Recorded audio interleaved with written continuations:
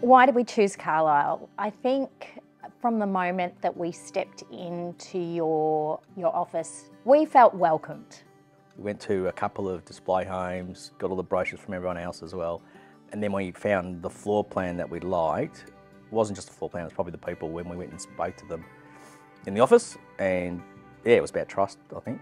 I still come downstairs of a morning and I walk down those stairs and I think, wow, is this ours? We decided to knock down and rebuild. It was probably 4 years ago. Start of December, it was demolished. The slab went down on the last working day that Carlisle was working before the Christmas holidays. I think it was the 20th of December.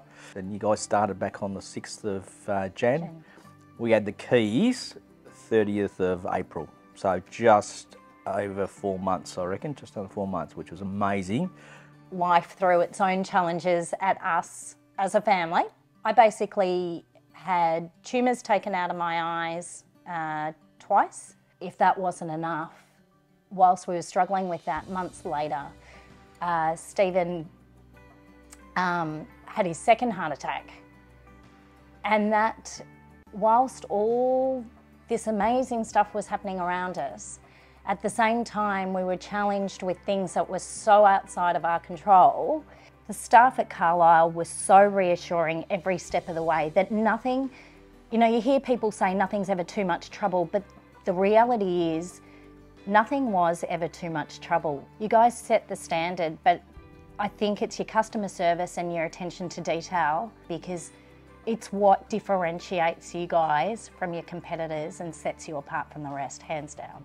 Luke, our site supervisor, he went above and beyond to help us ease a burden of what we were going through.